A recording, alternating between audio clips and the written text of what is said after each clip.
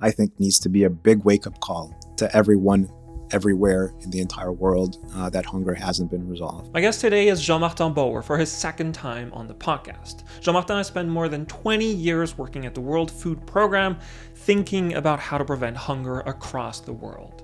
He's first and foremost an analyst, someone who thinks about graphs and maps, someone who's perfect for this podcast. I've alternated between positions that have been more analytical and policy-based and operational. But he also has a long experience of being on the ground, looking at the messy reality of why hunger isn't something humanity has solved just yet. There's no easy fix, and we need to understand that this is a problem that's deeply rooted in the politics, in the histories of our society, and we need to understand that if we are to have a better impact on hunger going forward. Jean-Martin just came back from a 2-year mission as Haiti's country director at the time where the country has gone through some of the worst violence in its recent history.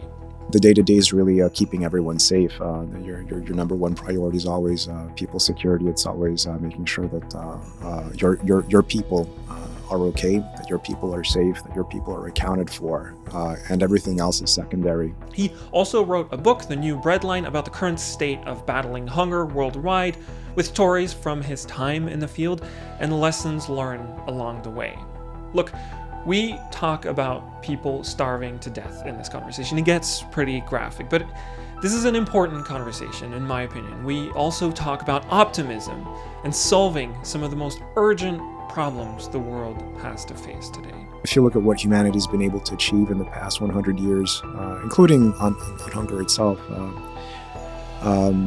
there's reason to be optimistic. Before that, this episode is sponsored by SatCamp. SatCamp is a conference held in Colorado from October 1st to October 3rd, 2024. It's a bit of a different kind of conference than what you might be used to, though. The main goal of SatCamp is to bring together earth science and geospatial practitioners. Instead of taking place in the bowels of some random hotel or conference center, SatCamp is situated in the foothills of the Rockies in Boulder, Colorado. It has the panels and expert talks of your favorite geospatial conference with ample opportunities to go deeper with those presenters over a bike ride, climbing, hiking, or birding. It's also capped at 75 people, so you'll forge meaningful, lasting connections with professionals across that sector and at all stages in their careers. If you're in the geospatial industry or want to get into it, I recommend you at least consider going to SatCamp. The focus is on spending time with the other people there, fostering connections rather than listening to a talk that you would have watched on YouTube later anyways. I was able to go last year for the first edition and have joked that it's more of a summer camp for grown-up map nerds than a conference. You can also decide to support scholarships, allowing people who may not have been able to afford joining to also come. I actually directly benefited from that last year, as coming from Europe would have otherwise been a lot more costly. If you've listened to this podcast, you know how much I enjoy a good conversation. And this is a place, SatCamp is a place to have many of those with the people in the same field. So if you're interested, head over to satcamp.xyz to learn more about the conference, the venue, and the scholarships. I'll have links in the show notes. The last time we talked was around August 2022, and You had just moved to Haiti. You had just started working as the World Food Program country director there. Mm-hmm. And now, from what I understand, you just left that position. You've just ended that position. That's right. And you've come out with the book. We're going to talk about that in a little bit as well. I re-listened to that conversation we had 2 years ago, and you had just gotten there, and you were sort of looking around, starting to figure out like what the work was going to be. You know, a lot of things have happened in the past couple of years in Haiti. So I kind of wanted to start with, what have you learned? What has it been like in those past couple of years that you were in Haiti? I think it's the type of experience that changes you, that's unforgettable, that's extremely intense. So you said we spoke in August 22 and September 22, essentially all hell broke loose for humanitarians in Haiti and for Haiti itself. A very violent period took place. The most severe looting in Haiti since 1986 happened in September 2022. Some of our premises were attacked. One of our offices in the north, in a town called Gonaive, was ransacked, looted, and burned to the ground.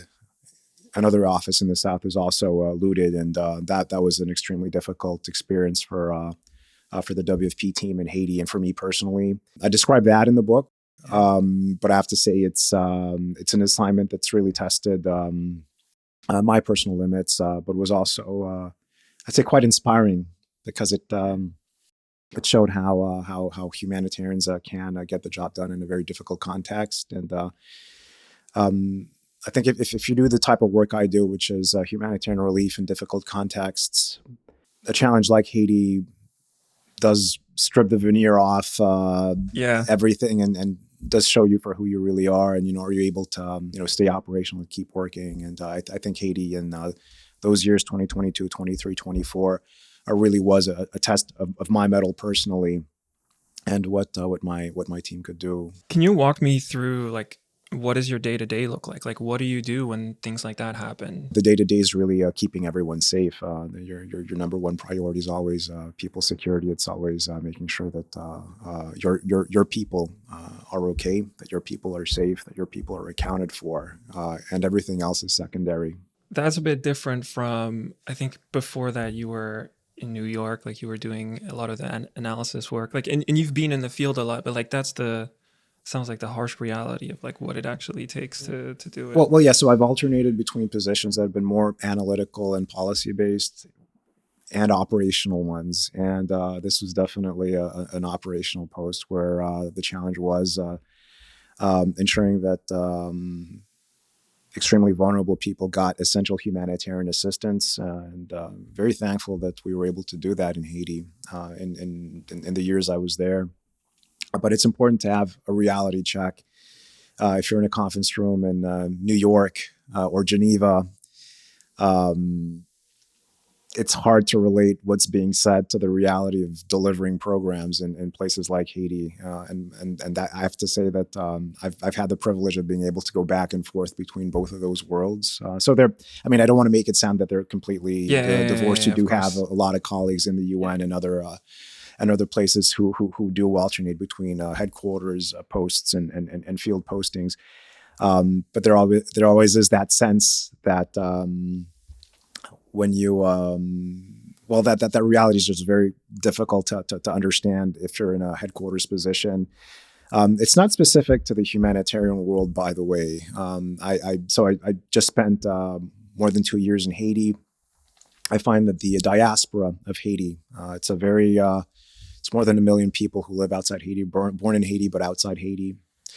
Being outside the country does create just automatically quite a divide between the reality on the ground and your representation of it. And that's something that everyone struggles with. I have to say I've had the privilege of being able to have that reality check when I go back to a field posting. Yeah, I was going to say that's your reality as well. Like your mother is from Haiti, if I recall correctly. Right. So my mother was born in Haiti in 1949. Sorry, Mom, I'm dating you. And she has quite a compelling story. She was born in I'd say a bourgeois family in Haiti, very close to the Duvalier regime. My great uncle, so my mom's uncle Jacques, was Duvalier, the ex-president of Haiti. Or Uncle Jacques was Duvalier's personal physician, so we were very close to the regime. And this was a dictatorial regime. This is a regime with blood on its hands, and there are countless stories about how the Duvalier regime abused its power and caused massive trauma for the Haitian people. And as all dictators do, Duvalier got paranoid, and at one point decided to kick out my family. And my mother was a teenager when she left Haiti, and arrived in the U.S. in the late 1960s, arrived in Harlem, lived there for a while, moved to Washington, D.C., where I was born and raised. But that means I have this link to Haiti through my mom's story, but also other family members. The person who was quite important in my own personal development was my uncle, my maternal uncle, excuse me, called Serge, who was a rice farmer in Haiti, struggled his entire life to grow rice in the country. Had actually quite a large estate in the south of Haiti. I spent some time there when I was a teenager, and it's what gave me the motivation to work as a humanitarian worker, to work on food issues. I saw in Serge someone who was trying to change things. Serge himself started his life as a rebel. He rebelled against our uncle Jacques, who was the dictator's personal physician, but also the dean of the medical school. So Jacques tried to get Serge into medical school, faked the results of the exam so that Serge could get into medical school, and he said no. He didn't want a part of it, and he ended up studying in New York. So he left Haiti to go to New York.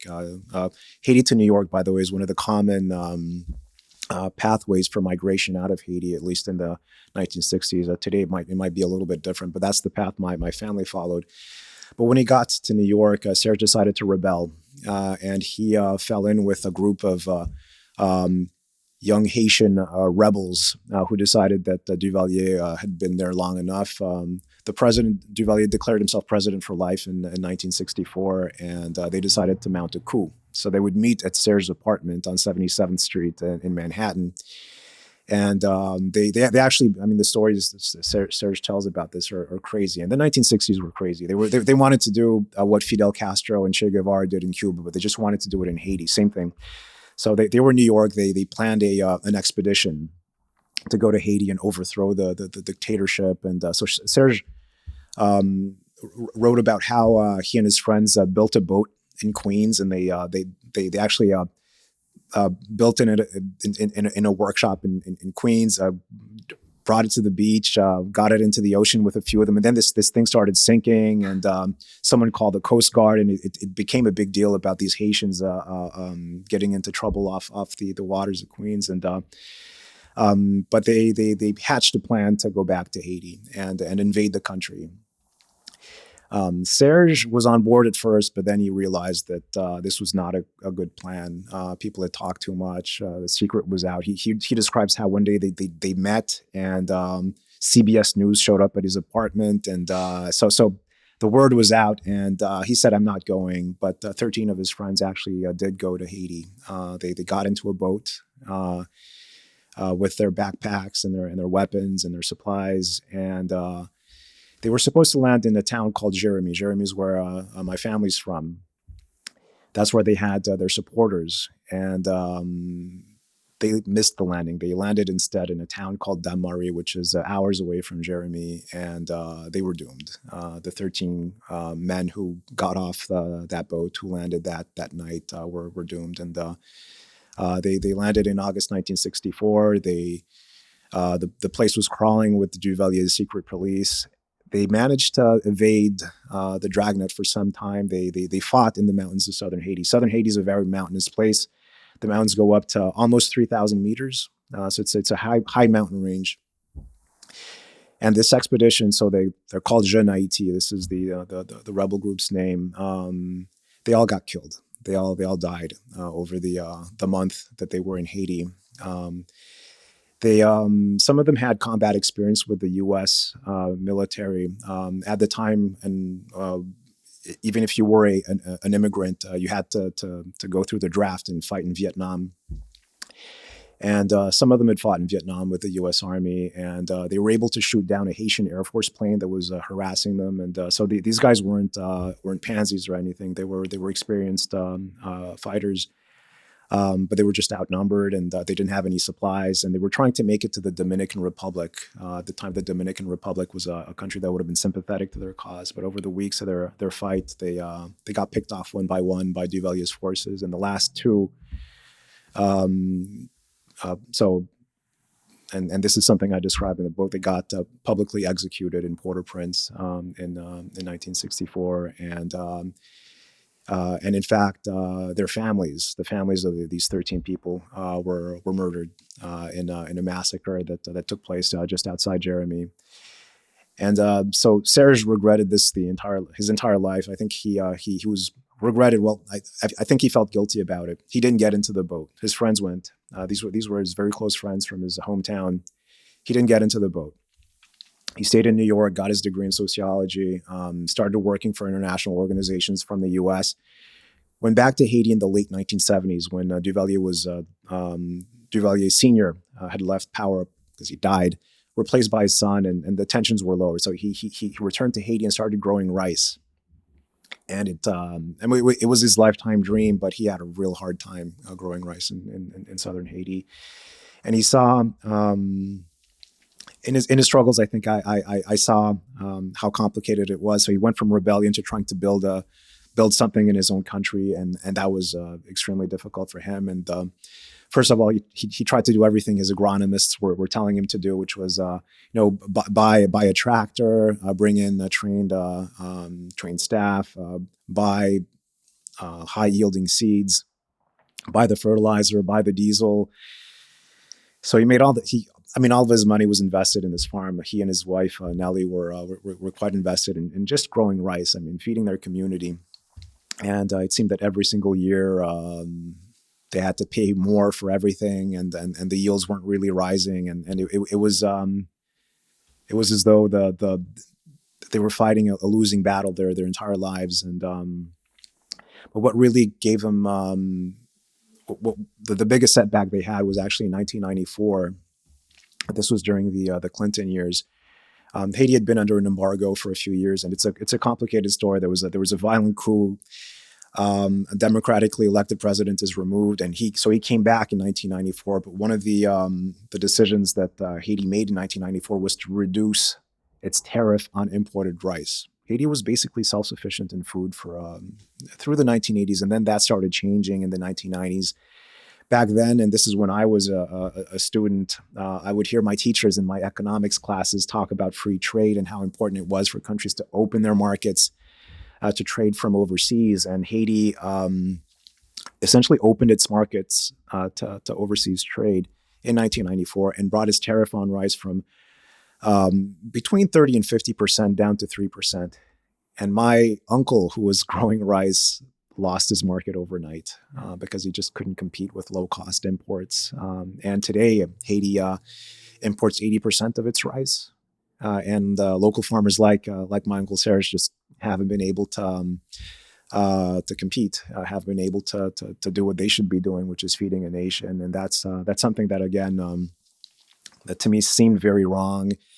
It showed me that we need to work on making these systems work better for people like the farmers of southern Haiti, not just like my uncle, but also the small farmers that Haitian author Jacques Roumain calls the masters of the do. And this is something I talk about in the book. It's that hunger in our day and age is really political, and it's political decisions, it's policy decisions like the rice tariff in Haiti.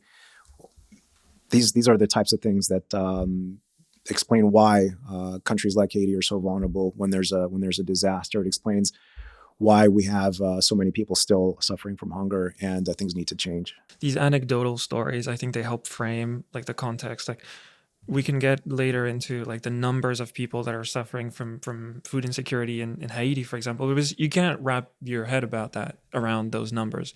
And you talk about that a little bit in the book as well. This tension between you need the statistics to know what what is happening, but you also need the individual stories because that's what people resonate with. Right. And I think that's something we see again and again in the humanitarian space. Yeah. Is that the numbers are mind-boggling. In Haiti, 5 million people acutely food insecure, but that's an abstraction. But if I tell you about my Uncle Serge, yeah, exactly. It becomes a personal story. And there are many other ways this happens. Just a few years ago, well, maybe more than just a few years ago, but about 10 years ago, there was the death of a young Yemeni child, Amal Hussein.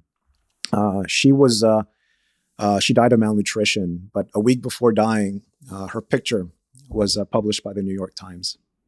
It created a splash. I mean, you see a poor little girl with this look on her face, emaciated body, really an emotional picture, and it drummed up all this attention on Yemen, and it's something that I would think the humanitarian community had a hard time doing with numbers alone. I mean, at the time, you had more than 10 million people in the country facing hunger, and but the picture of that starving child caused this emotional upswell, and so it does become at some point a discussion about individual stories, and hunger's a lived experience. It's not just a number, and I think when we realize how powerful it is at the emotional level, it makes it look at things differently.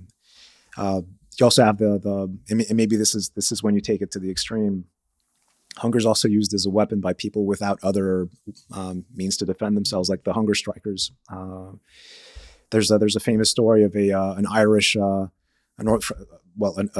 Irish militant who was imprisoned at the Maze prison in Belfast. He was campaigning for political prisoner status. Fasted for 69 days before dying, and but got elected to parliament and caused a boost in the IRA's political numbers, and that just shows you how hunger can strike a powerful emotional chord in people's lives. So that's Bobby Sands' story in Northern Ireland. Check out the movie that was done on Bobby Sands. It again shows in very graphic detail what hunger does to your body, and I think that just causes an emotional reaction in all of us. That numbers, maps, graphs can't. You wrote this book, The New Breadline. I have to admit, as a French man, it was hard to read at times, but important to read as well. Like I reflected on that as well. Like the reason I say that is because you said, and you bring it up a lot in the book, that hunger today is a political problem. It's not just a technology problem. I think sometimes we have this fantasy that if only Serge's truck would have been more efficient, the problem would have gone away. Like he would have been able to grow enough rice. And no, it might have helped a little bit, but the big problem is the political aspect. It's the regime that was before. It's the free trade embargo. Like those are the huge catalysts. And part of those political problems, well, they come from colonial roots. Like you lay out that in the book. And so I wanted to acknowledge that as well, as someone that's French and grew up in France. Like it was honestly quite hard to read at times, but it felt really important to understand that as well. No, definitely, Max. And look, I'm a French speaker. My father's French, and I'm fortunate to have that as part of my background. And what I wanted to do was tell the story of hunger, but you can't understand hunger today in isolation. It didn't just pop up. And I think that the case of Haiti is quite interesting, but for many other countries, it's the same thing. It just didn't appear yesterday. So we talked about 5 million people acutely food insecure in Haiti right now. If you go back just a few years, that didn't exist. In 2016, you didn't have this problem. It wasn't as bad as it is today. Then I told you, if you go back to 1994, well, that's when the rice tariff was dropped, and when the country started becoming a lot less self-sufficient. But if you go back a few years before, there's the story. There are just many stories. But then if you go back to the late 1950s, that's when Hurricane Hazel blew through Haiti, and when international food aid started coming into Haiti. And of course, it saved lives, but it also caused other problems. So that was also a turning point in the country's food security. And then if you go a century back in time from then, well, you get to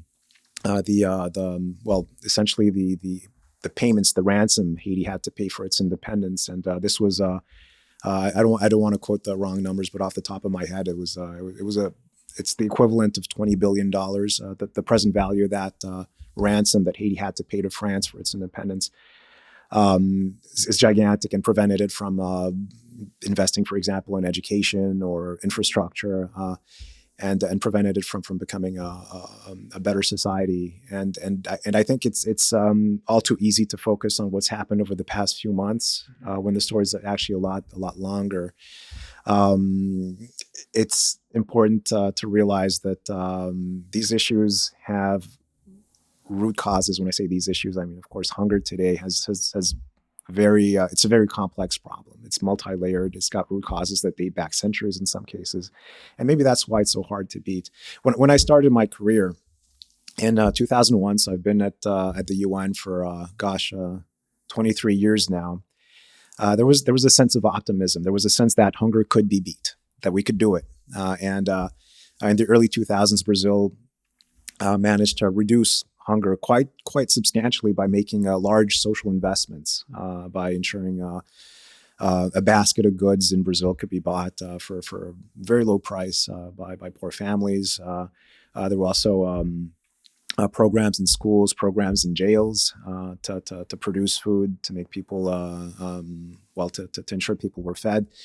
There are also programs to buy food from small farmers. A lot of the just very good policies, also cheap public restaurants, all these things got hunger to a much lower level in Brazil. And the program was called Fome Zero, Zero Hunger. And that became what one of the Sustainable Development Goals of the United Nations. This was approved these were approved, there's 17 of them, in 2015.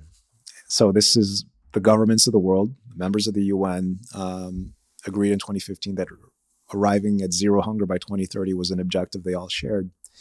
But let's look at it now. Hunger's not decreased, unfortunately. It did decrease a few years after that optimism was there, but the wars in the Middle East, that was a big increase in the number of people facing acute hunger in places like Syria, Lebanon, Iraq, Yemen, and I would say that continued instability in the world and conflict is the number one cause of hunger, has caused this number to increase. I mean, we've had right now we're in a world that's very disrupted.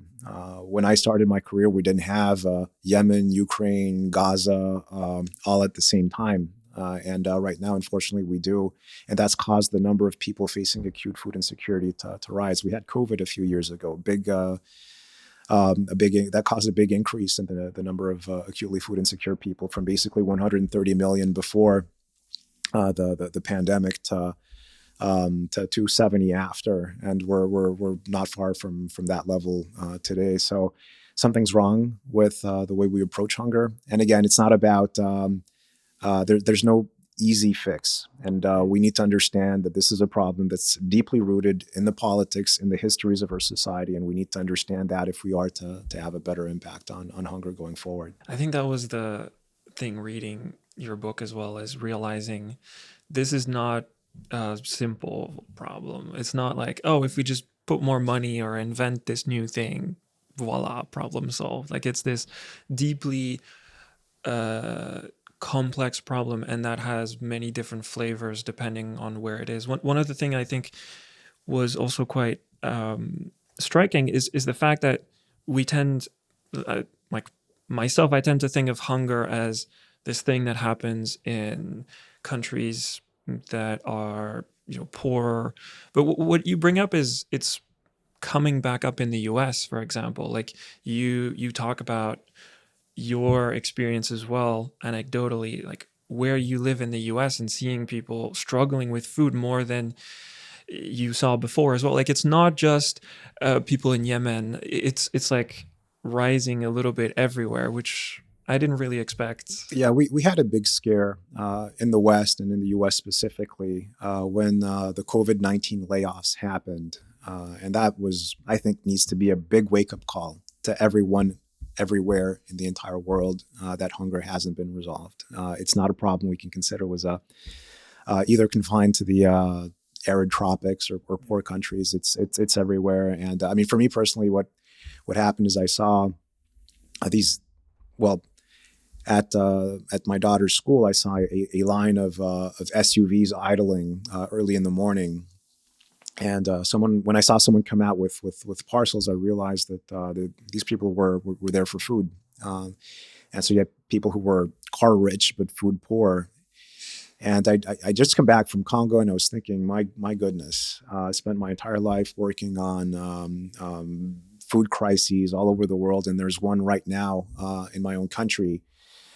And what happened with COVID was the measures to combat the pandemic included measures including lockdowns and the closure of non-essential businesses. I mean, everything was different according to what country you went to. But even in the U.S., where the measures were relatively laxer than in some countries in Europe, and France had a harder lockdown, for example. But millions of people became unemployed, and the fear was that food insecurity in the U.S. would double or triple in 2020. It didn't, because emergency measures were passed. I mean, a little bit too late, and you had partisan brinksmanship that was part of it. But there was well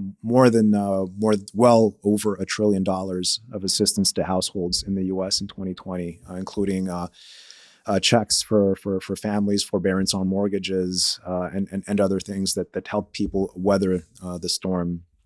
But right when the pandemic hit, I think we saw the specter of white collar hunger and mass white collar hunger come back in the U.S. and that scared the decision makers into acting. And what I think we need to do is make sure that we don't have the same problem again. The safety net in the U.S. Needs to be strengthened, but the same is true everywhere else. You can't just improvise a response hastily. We need to have stronger systems, stronger standing social protection systems.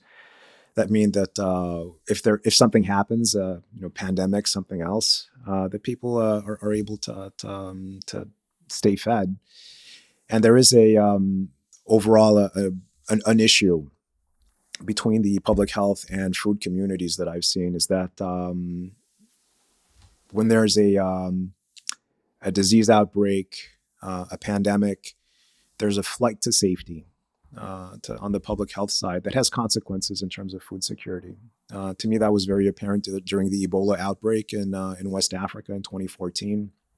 It was a serious outbreak, not a pandemic, but a regionalized outbreak of a very serious disease.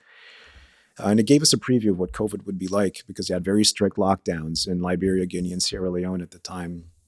And these measures included quarantines. The parts of the countries that were most affected, you weren't able to travel out of those places because they wanted the Ebola, to quarantine Ebola, and that had a dramatic impact on food markets, on trade, on food security, and there was quite a substantial increase in food insecurity at that time.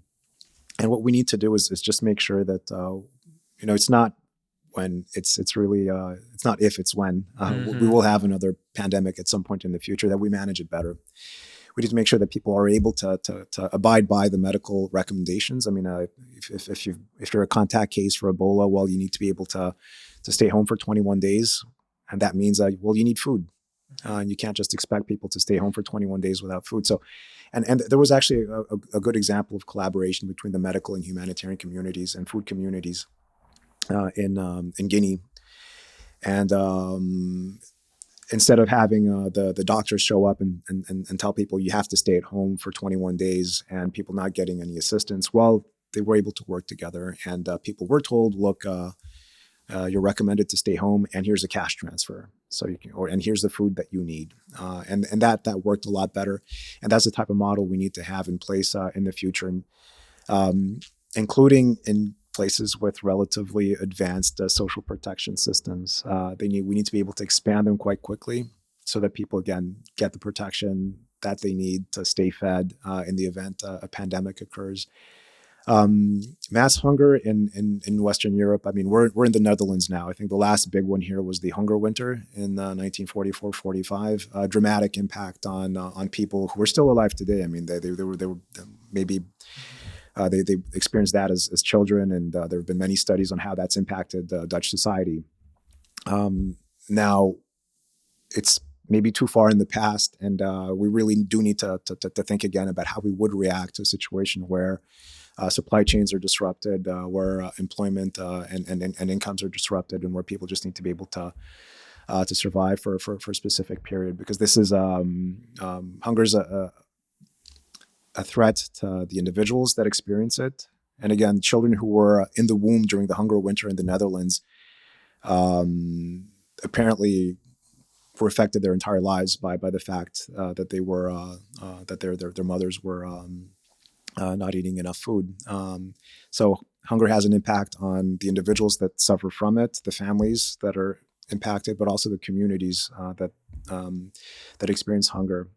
It's a socially corrosive phenomenon, and we again need to take it very seriously and make sure that we're prepared to avoid its impacts. I don't know as much about the Netherlands, but I know like my grandparents in France were talking about, so they were just about like born just before or during World War II, and they talk about like the years even after of like that was tricky sometimes to get food.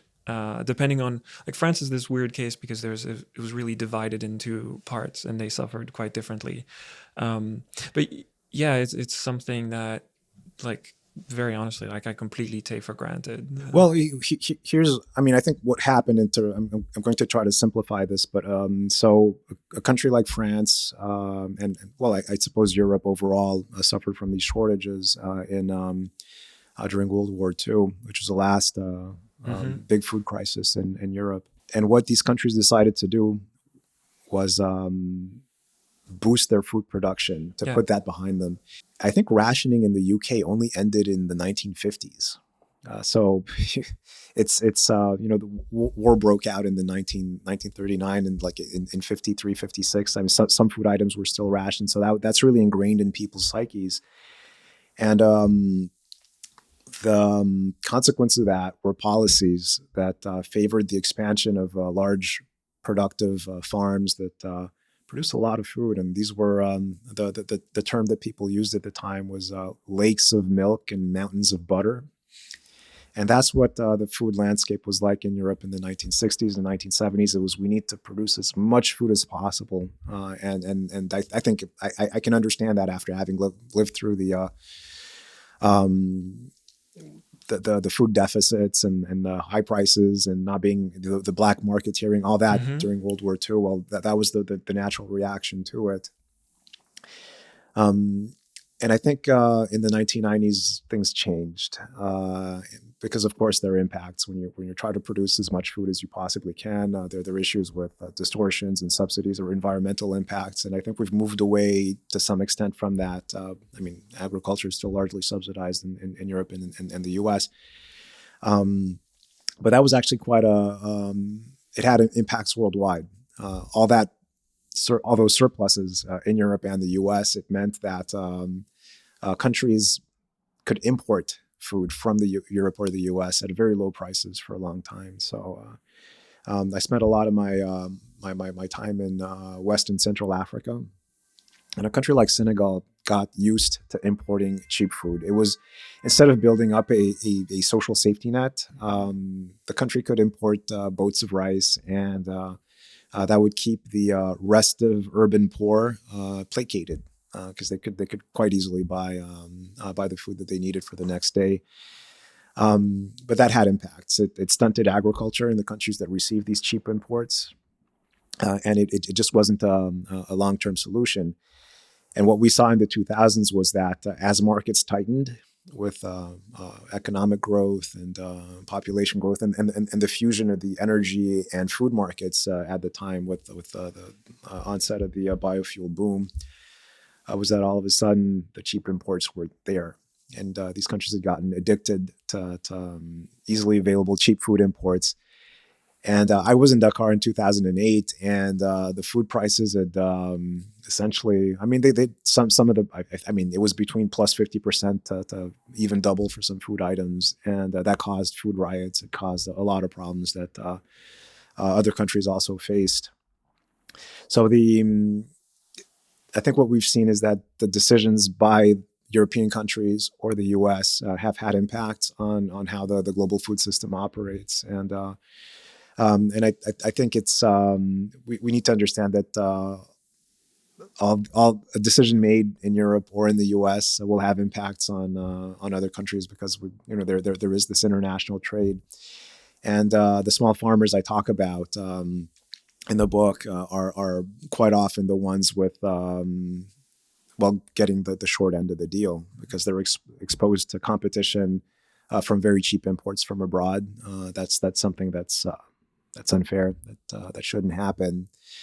Um, and they're also prevented from getting the opportunity to sell their own food outside their country. So it's quite a complex system. It's these are the political choices that were made after World War II to make Europe and America food secure, which have had impacts on the farming systems of these countries in West Africa, in Asia, and in the Caribbean as well. I really like how you lay some of those out in the book.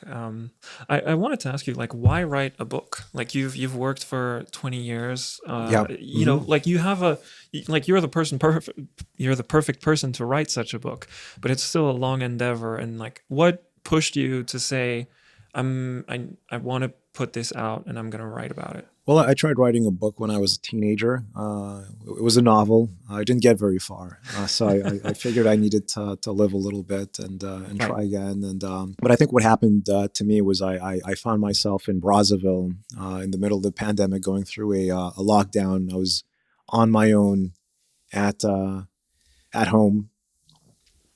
and I think that's when I think we all went through a bit of soul searching. And I felt that maybe the time has come for me to write the book I wanted to write. And I've always been a very um, I'd say assiduous note taker and journaler, and so I had a lot of material to work with, and I felt that the time for me had come to try to do this. I also felt that the perspective that someone like me might have isn't really there in the on the bookshelves. Right. If you look at books about hunger, they're usually written by academics. You might see some of them written by journalists, but not really by someone who's been in the trenches for 20 years working on the issue. And so I felt I could add something by writing my own book. So that's how I got. That's how I got started. And I think for me, the process was also a way for me to get my thoughts in order. If you'd asked me the day I thought I'd get started on the book, what it would look like in the end, the process helped me sort out a lot of my thoughts. And hopefully what people find is an engaging narrative about why hunger is an important issue in our world. I think it's not been a high enough priority for decision makers, and I explain why. But I also explain that there are hopeful stories, that there are ways to attack hunger and to boost food security in our world. And that's, I think, only something that those of us who've worked with communities on the ground can tell. So that's what I try to do here. I felt at the pandemic, when you had this big rise in food insecurity, that the story needed to be told. Who do you think it's for? Like, I found it like really interesting and quite eye opening in a lot of ways. It's, I think I told you, it's made me very grateful of the food that I have on my table, which, if anything, is a great takeaway. But like, did you have someone in mind specifically, or like a subset of people that you wanted this book to be for, to read? Well, I've gotten that. This is a good question. I haven't had it before, but when I found myself at that juncture in my life where I thought I have a book to write, I've been doing a lot more mentoring. So I was talking to a lot more entry-level professionals, people who were interested in joining either the UN or the humanitarian space. And like all of us, I was on a lot of Zoom calls, but with people who just wanted to know more about what I did. And I remember also getting a lot of questions from my colleagues telling me, "Look, Jean-Martin, you've got a lot of experience now. You should share your knowledge." And I took that to heart. So I think that there's a group of people out there who are curious about the work that people like me do, who might also find them engaged by a different take on food. I mean, there's a lot of books that have been written about food in the past few decades. There are courses at universities now about food. When I was doing my master's, you didn't have that. It's become more of a fashionable issue, but it's a lot of them have been written from a foodie angle, or I thought, well, maybe someone who's a foodie might also be interested in um, the flip side of the coin. It's how do you deal with the deprivation? How do you leverage things like taste and flavor and culinary traditions to boost food security? Because there's some of that in the book as well. So I think I'm writing for people who are probably a little bit younger than me, who are curious and who want to know more. And hopefully, reading the book will give them some insights about what it's like to do the work I do. And hopefully it would encourage them and motivate them to get going. When I was reading your book, I was thinking a lot about like what I thought about it and kind of my own experience with food. Like, as everybody, you have to eat. And in France specifically, like I feel this particularly in France, like food is not just eating. It's not just a way to survive. Like, it's a thing that brings people together. Like, you share a meal and people are my parents were very adamant about where we all sit at the table, we all take this time and we're eating, but we're also being together. And what we eat is really important as well. And how we eat it. And there's like a lot of joy and a lot of uh, meaning that comes from what we eat as well. And I was sort of curious if like you were going to talk about that aspect, and I saw that you did. Like, it's very important.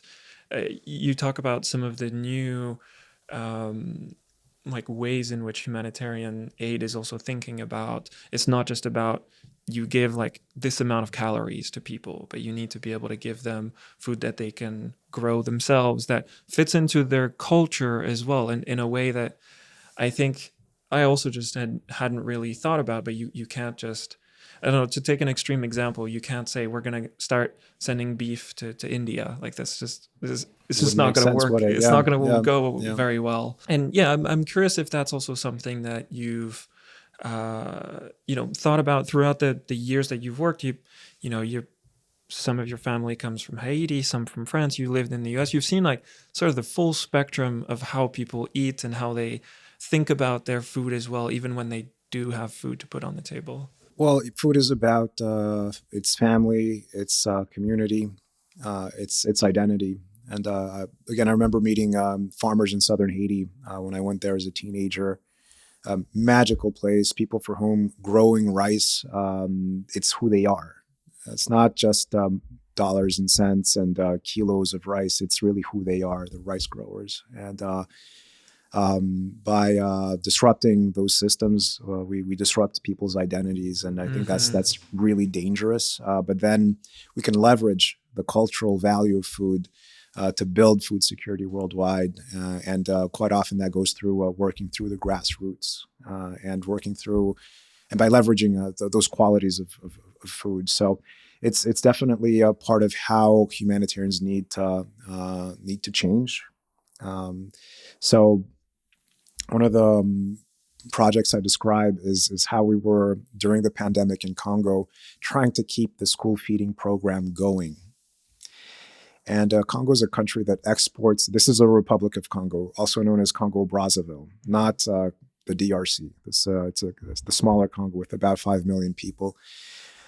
So exports oil, imports everything else, including almost all of its food. I mean, the fresh food is grown locally, but everything else is brought in by sea. And the pandemic happens, international shipping is disrupted, the port doesn't operate as normal, and all of a sudden, I mean, this was my first country director post at WFP, and how do we keep the children in the schools fed when you can't bring in food? So the solution was looking at Congolese tradition and the foods that you can find locally. And there happened to be a specific local recipe that fit the bill for us. It was a recipe called mbala pinda, MBALAPINDA. So pinda, that's the peanut, and mbala, I think it means cooked peanut. So basically, It's 50% cassava, ground cassava, and 50% peanut butter. This is turned into like a big basketball of dough.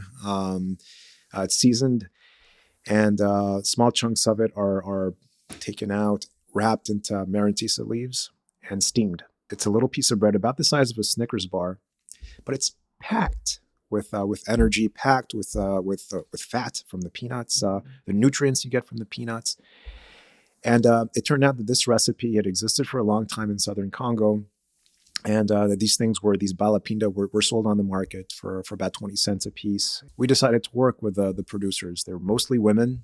They were quite happy to work with us to produce these bars. So we helped them out to get better equipment, to get improved training on food safety. It's very important to get the food safety angle right. And we began distributing these bars in schools to thousands of school children. So when the schools reopened during the pandemic, the kids went back. A lot of them didn't have money because their parents were out of a job because of the lockdown. But they got this bar at school.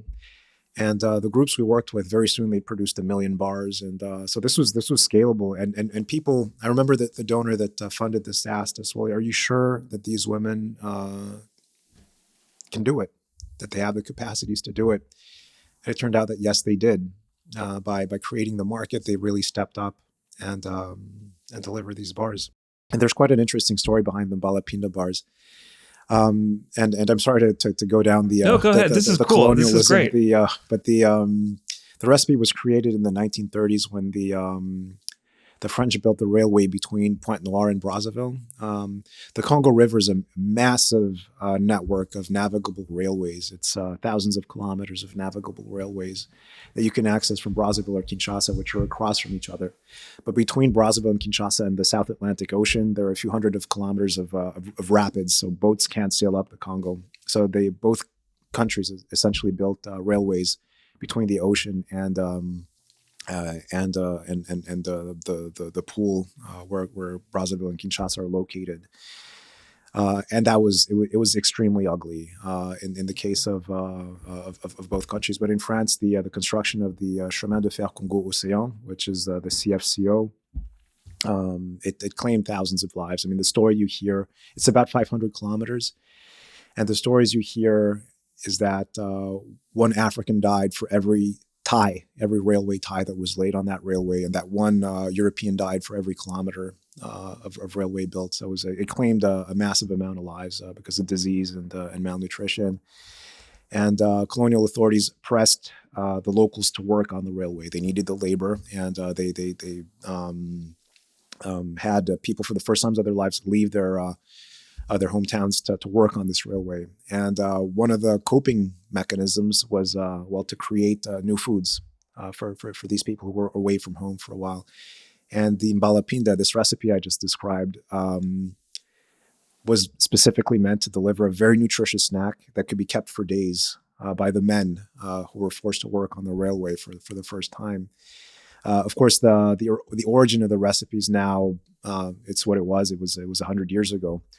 But today in Congo, the mbalapinda is actually something people, you can't find it in Brazzaville. You'll find it in the countryside. And people like going to the countryside and having a mbalapinda made by their grandma or auntie or something. And by reviving these recipes, it gave us quite a boost. Because when you work with local foods, there's something about it. There's something emotional. There's something, again, it's who you are, it's your identity, and that's a great element to leverage in programs to relieve hunger. And the program's still going strong in Congo, and programs like it are definitely the future of feeding programs in these countries. It's a lot more resilient than sending bags of rice that come from somewhere else. Like something you talk about is now you have a whole lot of people who have a job that's very stable. Like people are always going to need to eat. So you're making it a lot more resilient. You're using ingredients that are local. So if the ports close again for whatever reason, as you said, it's probably going to happen for whatever reason that we can't imagine. Like you're building basically a much more resilient way to feed people rather than for the same amount of calories importing them. It's not just about the calories, and it's culturally, it has a lot of meaning as well. Right. So I think what what really helps is to build these local ecosystems that feed people. For a long time, again, and this is the legacy of the food surpluses of the 60s and 70s. People thought we're fine if we just import the food. We've seen that ports can close, that food prices can spike, and therefore we need to invest more in the local systems. Not exclusively. When we're having coffee here, that's not grown in anywhere near Delft. Even though there's probably some bioreactor not far from here where we could grow artificial coffee. But the point really is, if you invest in a local food ecosystem, you create jobs. You create community, you create a lot of very positive impacts on society and the economy that you wouldn't if you just bring in food. So it's a strategic sector, and I think that's recognized by a lot of the governments I've worked in. That food means employment. It means a lot of other things in at the local level that you can't have if you just have a strategy to import everything. I want to switch gears and talk about sort of like the things that are working. Like this is a great example of it. And specifically like the overlap with technology that is, it's this complicated relationship between solving problems, be it hunger or, but like really anything else. Like the promise that we're going to invent these new technologies is going to make our lives better. Like that's what a lot of people are driven by. You talk to a lot of people who are building things from really a technology standpoint. Like there's this drive, and I'm one of those. Like I got into engineering because of all these cool things that we can make that I feel like really do help people's life. Like we have a fan right here, we have lights, like all these things that we completely take for granted. But the fact that I can turn on the lights at the end of the day mean that I can spend time with family and do a lot of things. Like it really does improve our lives. But it also has this silver bullet flaw in a way. Like we think like if only we had better technology, like we can solve all of our problems. And you talk about both of those things as you've worked as an analyst, and like it has helped you. You talk about satellite images. I couldn't help but smile when I saw that. Yeah. But it's also not the silver bullet. It's not going to solve everything. Can you talk about that a little bit? Well, yeah, happily. And I'm here with the Joe Rogan of geospatial, so I might as well engage on that one. But I'm an enthusiast. I think we need to embrace technology. It can change the world we live in for the better. And I mean, and you've given us a few examples. I just happen to think it's really tricky to get right in complex contexts, and that means that it's usually more complex, meaning it takes more time. Your timelines are different. The budgets are different in a place like Haiti than it would be in a place like Delft. Just clearly, and I'm not sure that's always acknowledged. I've seen some great projects change the way assistance is delivered. When I was working in Congo, we introduced mobile money transfers in the north of Congo. We had it wasn't a huge number, but it was about 10,000 refugees from the Central African Republic who were in Congo. And we were providing food transfers, and that was such a workout from the logistics standpoint. I mean, the food would take months to get to northern Congo, and there were no roads, so the food had to go by barge. Really a difficult setup. But there was a mobile money service running in the community, and we did an evaluation and decided to switch to mobile money. So it worked, but it wasn't painless, and it just took it took a lot of trial and error.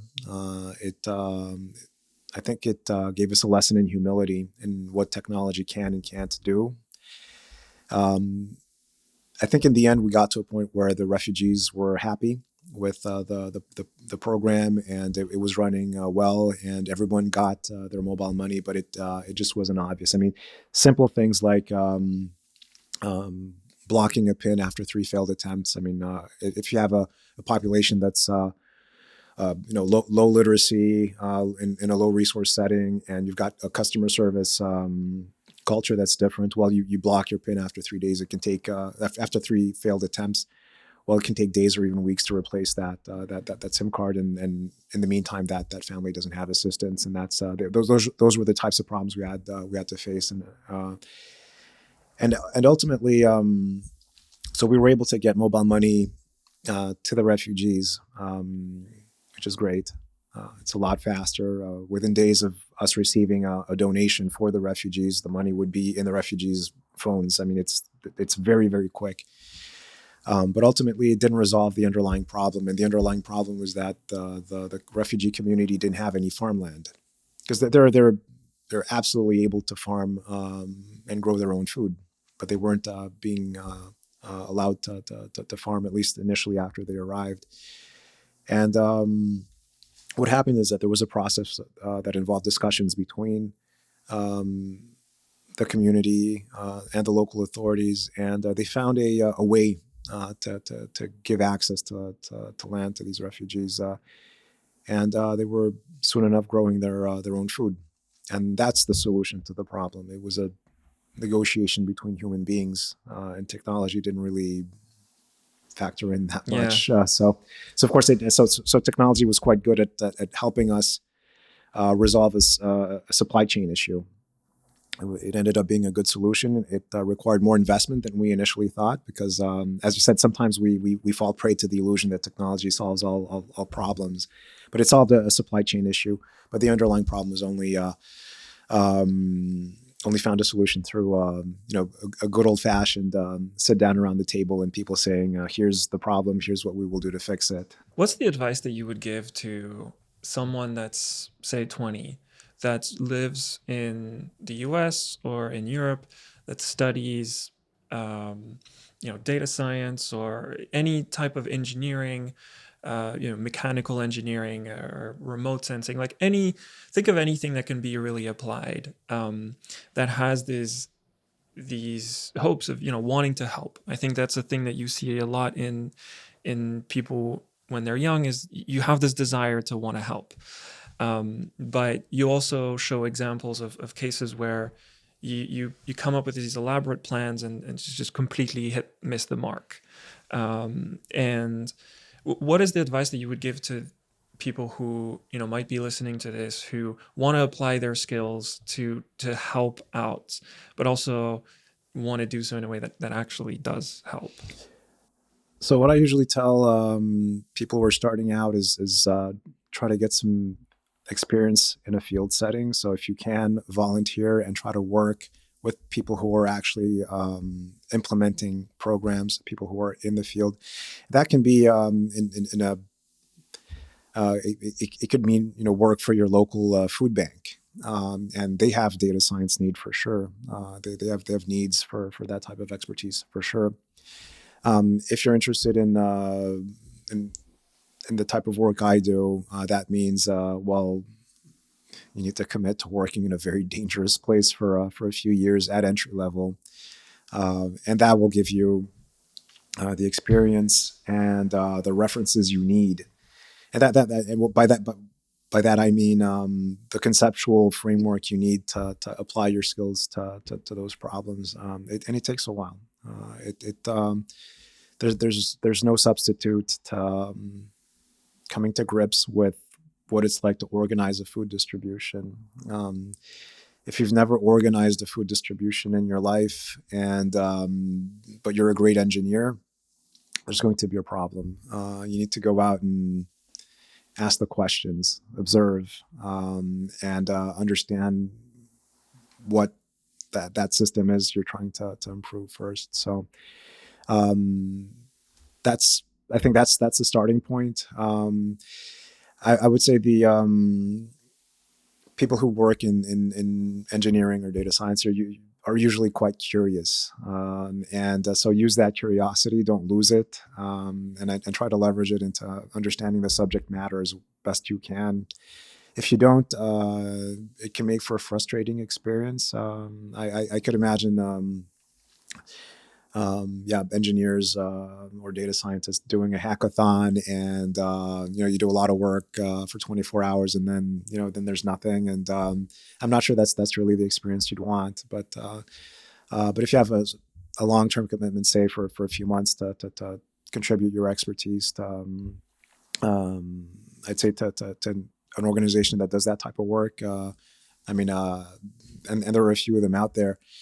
I think that's a good place to start. Looking at, again, the local organizations that work on food and social protection issues in your community. You're a great way to begin, and that's how you sort of unspool things.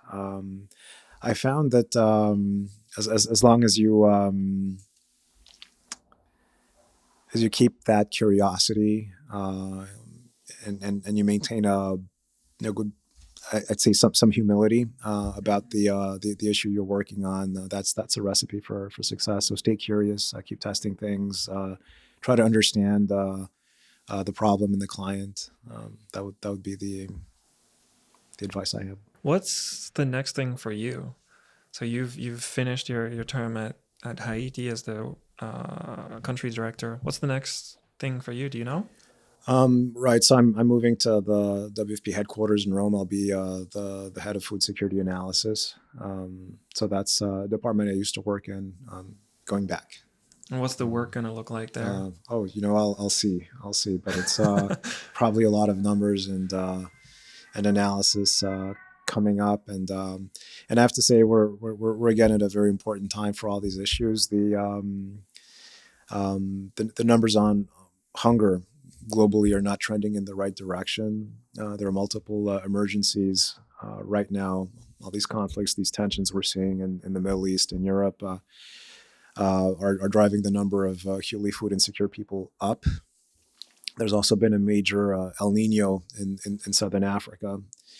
And so the El Nino in Southern Africa has created climatic conditions that have caused food production to decline. Right. And that means and that means we need to be able to leverage all the data tools that are out there to enable humanitarians to make the right calls on assistance.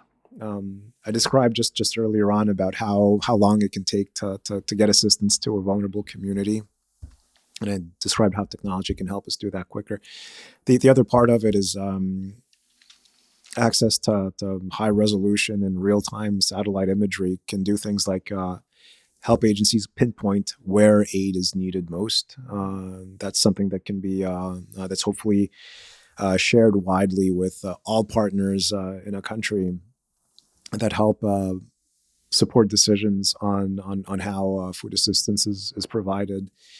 The context right now is that, as I've said a few times, acute food insecurity has been rising, but the budgets for international humanitarian assistance are not keeping pace. There's a gap. That means that what resources are available need to be used as efficiently as possible. And I think there's really a lot of scope for technology to play a role in targeting and bringing the evidence about that's needed to trigger new resources or use existing resources more effectively. And hopefully what I'll be able to work on in the future will be exactly that. It's how to make the best use of these tools to predict where hunger might be rising. There's a very interesting tool we have called the Hunger Map Live. It nowcasts food insecurity at the granular level. It's a very interesting application of machine learning to food security analysis. We also need to be able to work on deep dives on specific cases, like I've just mentioned some of the crises that are happening in the world right now, and just make sure that we understand what's going on. The hunger in the world is rising. It's rising in many places at the same time. The reasons why are not well understood. And there needs to be more advocacy around what's going on. We know that conflict is playing a role. We know that climate change is playing a role, and that needs to be broken down for the public. That needs to be it needs to be shown for the threat that it is to a peaceful society on Earth. And what I usually told people in Haiti is that when I was in Haiti, half of the population was acutely food insecure. And it was very difficult for anyone to think of a peaceful Haiti with half of its population not knowing where its next meal was coming from. And that's definitely the case in many other parts of the world. If you think of the major conflicts out there, they're not going to be resolved unless enough food is provided, and they're not going to be resolved unless we rebuild the food systems that have been destroyed by the conflicts.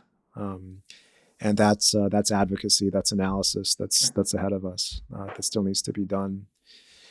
Now, I describe how complicated that is. In the book, I describe how in the Bible you've got the story of Joseph, who interprets Pharaoh's dreams. So the Pharaoh of Egypt has these dreams, and he sees I think it's 7 skinny cows and then 7 fat cows, and the skinny cows eat the fat cows. And then he sees 7 ears of grain, 7 full ears of grain, and then 7 withered ears of grain. And so he calls on a Hebrew slave called Joseph, and Joseph tells him, well, this means there's a famine coming and we need to get ready. And the Pharaoh says, okay, Joseph, you deal with this. And he stocks up grain for the next 7 years, which were bumper years.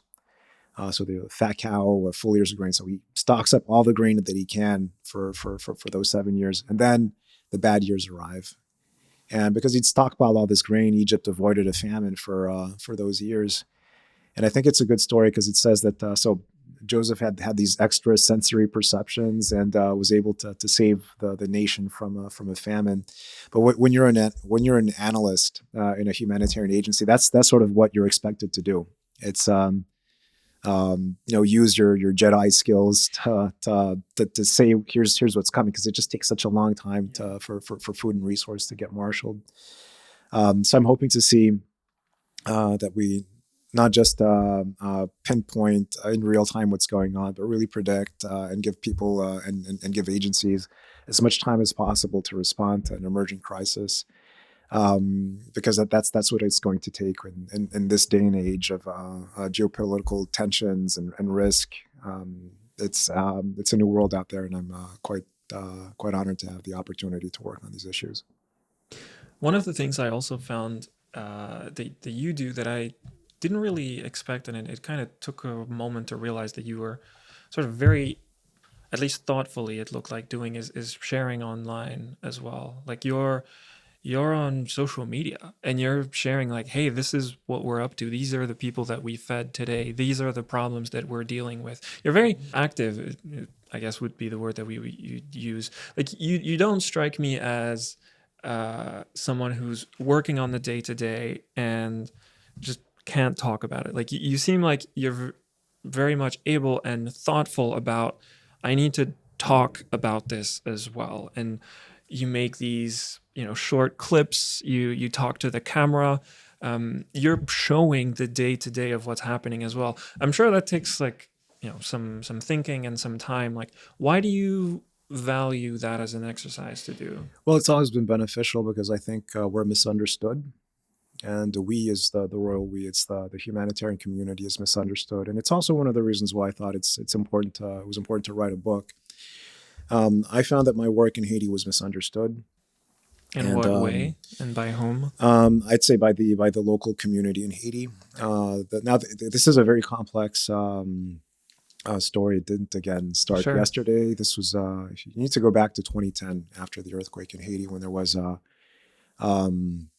massive influx of assistance after the earthquake. I mean, the earthquake in January 2010 was a disaster. It killed more than 200,000 people. There was a massive influx of aid that year into Haiti to rebuild, to help the country get back on its feet. And there was a huge outpouring, a sense of possibility in Haiti that we would rebuild better. That was the sense. But the relief effort was criticized also for not involving locals, for it being the internationals just coming in and doing what they wanted in the country, and with very little impact. That was a huge critique of the international response to the earthquake. And overall, there's also skepticism about the role of food aid in the country. I remember that I mean, hearing people say that while food aid is wrecked agriculture in Haiti, and so there's a stigma there. And for me, it was really important for people to judge us not for what they thought we were, but for who we really are. And that's why when I was in Haiti, I'd devote time to ensuring that the work we did was shared, understood, documented, and to show again the community in Haiti who we really were. And I don't. I thought that people were always quite surprised when they realized what the agency actually did in the country. I found when I first did interviews with the Haitian media, it's as though no one had talked to them since the 1980s about what we did in the country, and they thought that we were still bringing in boat after boat of imported food aid. And when I told them we were working with 170 local farmer organizations with 20,000 members, and that these farmers provided most of the food that we were using for the school feeding program, well, a penny dropped. And earlier this year, when we had an emergency in Haiti, when the airport was closed for 3 months, the seaport was closed, the entire capital of Port-au-Prince was essentially in a lockdown because barricades were everywhere, and again, no one in, no one out. Food supplies dwindling. I mean, it was really a difficult time for Haiti, and we were responding by providing food rations to the displaced people. So it was very important for people to see that we were still there, that we were still operational, because people make assumptions. And I remember a lot of people thinking, even inside Haiti, that we'd left, that we'd gone to another country and had. But what I got into the habit of putting out the day's numbers every single day during the months of this was March, April, May of this year, so that people knew that we were still operational, still active, still providing assistance at the country's hour of need. And in most humanitarian agencies are voluntarily funded, so it's vital that people out there know what we're doing and that they understand our programs, and that we don't get into a situation where they think something that's not actually true. Yeah. And so that for me was a great incentive to continue communicating and making sure that people just understood who we were. I have to say, after the attacks on our warehouses in September 2022, we had a discussion on within the office on how to better engage with the community.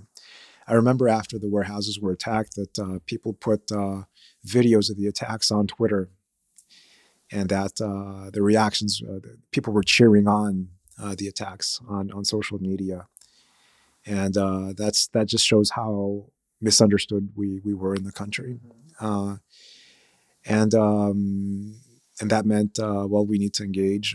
We need to talk to people in their own language, and show that we know the country, that we appreciate the country, that we're working in a way that's positive for the small farmers. Again, the masters of the do, the people that Jacques Romain calls the masters of the do, the small farmers, that they're benefiting from these programs. I don't think it'll guarantee that we won't be attacked ever again, but it's essential to do that. I think there are two ways of doing it. You can say, oh, I'll just do my work and I'll let my annual report speak for itself, or you try to proactively engage, and that's what I tried to do when I was in Haiti. Again, there's a lot of it's difficult. There are a lot of misunderstandings. There's been some bad blood, but in those cases, you need to talk. You don't hide what you do. You're transparent. And I found that helped me tremendously. It helped my agency tremendously to do what we needed to do. I want to talk about optimism because, these are heavy topics. These are hard topics. Like the even in your book, like you don't hold punches. Like you basically describe what hunger does to people, then you show the extent that there is. But it it comes across at the end, and even talking to you, like you have this optimism that like this can get better. It has gotten better in a lot of places. How do you think about that, and how do you communicate that? Because it feels like not just in hunger but in general, like cynicism and just thinking that we can't, this is doomed or it can't get better, like it has a way of just creeping in. And you need that optimism. You need to think that you can make the world a better place. How do you grasp that? Well, I think I'll confirm that I am an optimistic person. I'm a can-do person. I know that the resources are there to defeat hunger. It's not a huge ask. I don't want to oversimplify it because we just said that it's a complex, drawn out problem. But if you look at what humanity's been able to achieve in the past 100 years, including on hunger itself, there's reason to be optimistic. So, I mean, I know I've just described how difficult things have been in Haiti and in other countries affected by hunger in the past few years. But the death toll from starvation today is nothing like what it was 100 years ago. It's really something that humanity's improved on because of better systems of governance, thanks to better safety nets, better capacities at the local level. The problem we're facing now is that there's maybe the easy wins are behind us. And now you've got this tail end of hunger. You've got this curve, right? And we're at the tail end of hunger, and it's proving really hard to beat. So we're going to have to provide more resources than we did in the past to get rid of this this tail end of hunger. And I think we know what works. It's going to have to be working on some very high level political issues, policy issues, like we need to make sure that the norms of war change, that it's not okay to starve out civilians to achieve military objectives. That's something that's very high level. But that's also achievable by, if our leaders get around a table and get that done. We need to get better trade deals. I told you how agricultural trade can be disruptive. That's, again, something that our leaders can work on. These are things that men have created and that men can resolve. And then the programs on the ground that strengthen local food systems. I've given you a few examples on how we can leverage local foods, forgotten foods, how we can leverage the energies at the grassroots. I think we need a mix of high-level policy work, but also work at the grassroots, and that'll take us to a more food-secure future. So I think the plan is there. What's missing is, I think, the advocacy. What's missing is the buy-in at the political level. What's missing might be more resources and sustained resources. Not we provide a lot of resources during the pandemic and then we stop. So all that makes me feel that there's a path forward, and hopefully that's understood, and we can again rally around making hunger history. I think that's something that there was a moment in time where that happened, and I think we realized it would be more difficult than it was, and it turned out to be quite difficult with the Arab Spring and the war in Ukraine and all these other factors that have come in since. But I think we need a renewed commitment, and that's going to have to come from individuals looking at the problem afresh. So yes, I'm optimistic because we have everything we need. The ingredients are there, the solutions are there, and we kind of need to get people around the table once again. I mean, that sounds amazing. Like I hope we can have these conversations in 10 years again and all of this is behind us. Well, the thing is, if you look at hunger today, it's about 300 million people, acute hunger. Worldwide. I mean, yeah, there are different measures of hunger. It can be you can take it up to 2 billion, depending on what measure you use. But if it's acute hunger, it's about 300 million. So we didn't. But what is acute, by the way? Acute, well, it's hunger that kills. Right. It can kill you. This is where you get malnutrition. This is where you get impacts on your health, and you can get an impact on mortality. That's acute hunger. That's when that's an emergency. You've got chronic hunger as well. It has impacts on you, and it has impacts on your health, but those are longer term, and it'll stunt you, right? So that's to really make it with to describe this with broad brushstrokes. It's the difference between hunger that can kill and hunger that stunts, right? That hunger that keeps you from reaching your full potential. Mm-hmm. And that type of hunger is quite widespread. So acute hunger, yeah, perhaps 300 million people, and 2/3 of that is in countries with conflict. And I think as long as human beings have been human beings, there's been conflict. And if we have this conversation again in 10 years and there's still wars being waged, hunger will still be there. Hopefully we can improve on other measures of hunger. The whole discussion around hunger and warfare is a very important one. There's been some effort to make starving out civilians illegal, and something that can be tried in The Hague, not too far from here. And again, that's how the way wars are waged, that needs to change, because that's where most of the impacts are. This feels like a nice place to start wrapping this up. I also want to ask you again if you have a book to recommend in a podcast you might listen, just like I did 2 years ago. You'd mentioned the Masters of the Do, so I'm going to ask you for a different one. If you've read anything. So let me see. Actually, let me tip. Of course, I read stuff all the time, but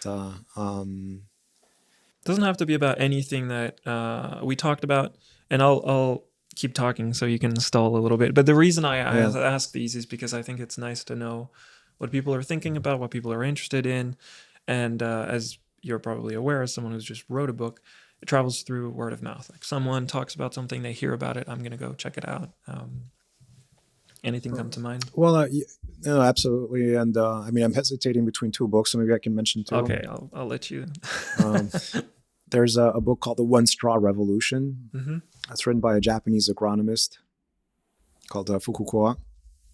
And he describes a bit how he grew rice on a tiny farm in Japan in the 1950s and 60s. And it's really a lesson in humility, and how we can grow our foods without resorting to the excesses of industrial farming. I thought it's a good little book because it's written in the first person. It's very relatable. It also tells you about Japanese culture. Mm-hmm. I found it's a country I've never visited that I'm fascinated by.